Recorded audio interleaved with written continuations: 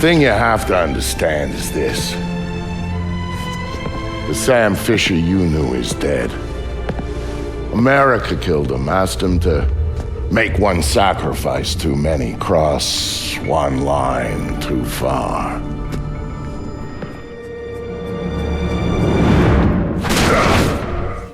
Being stealthy isn't what it used to be.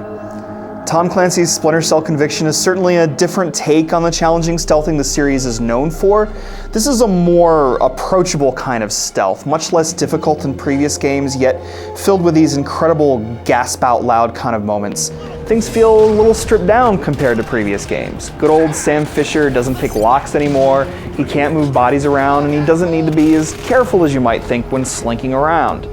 Yet the new Mark and Execute feature opens up new possibilities and leads to all sorts of awesome moments while simultaneously subduing some of the challenge.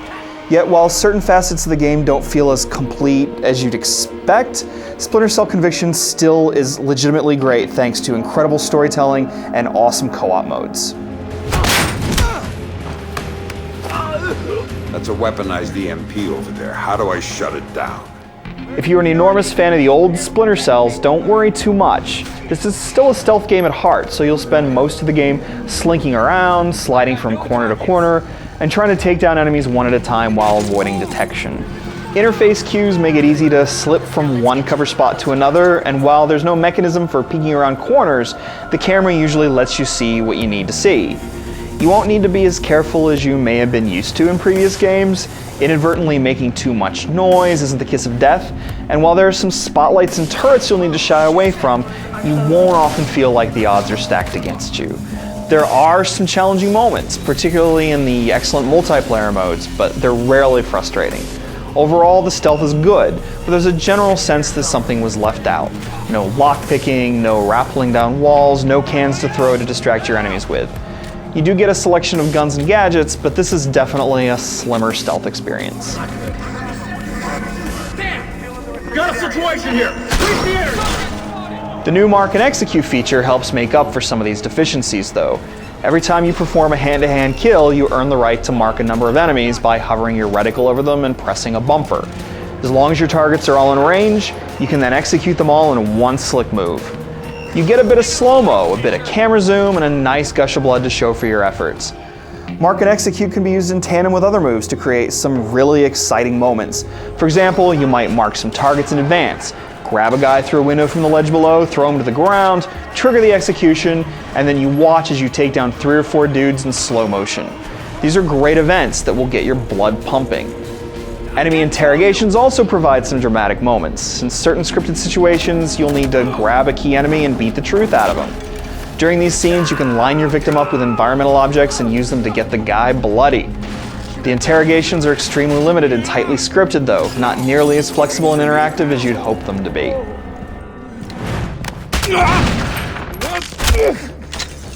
No more playing around. Who sent you? You!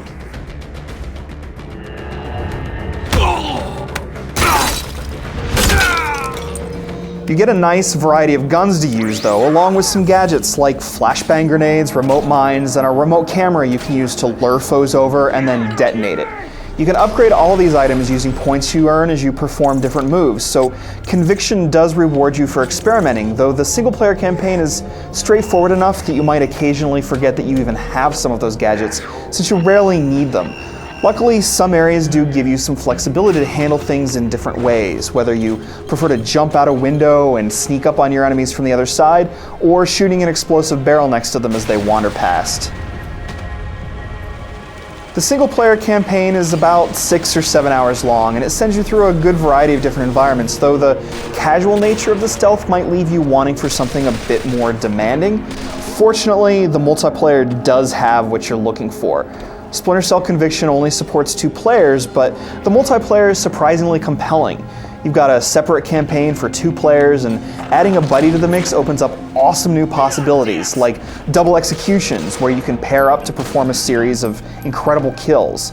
But you can also be grabbed by an enemy and used as a shield, so you need to communicate well, have each other's backs, and use the environment to your advantage.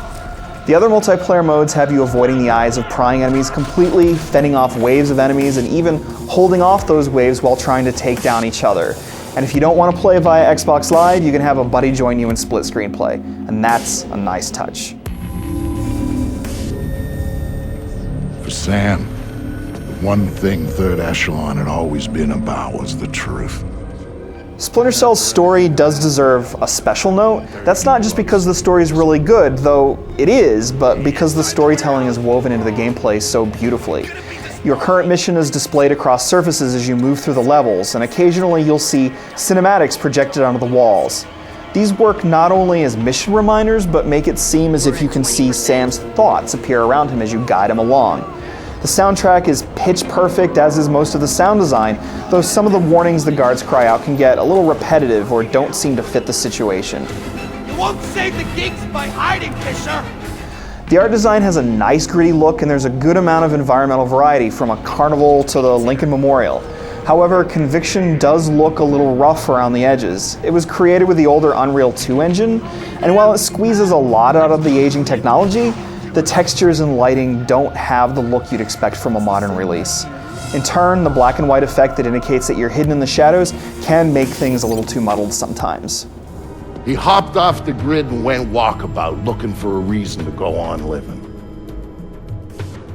Eventually, he found it. Tom Clancy's Splinter Cell Conviction is an interesting experiment and a great game with plenty of exciting moments.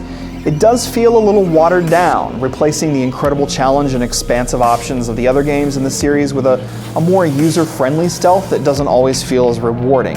Yet the awesome mark and execute moves and highly entertaining multiplayer modes make this yet another wonderful game in a series that has yet to really hit a low note. This isn't Sam Fisher as you remember him, but he's still got a tremendous edge. Don't tell him I told you! Oh, I'm not gonna tell him a damn thing.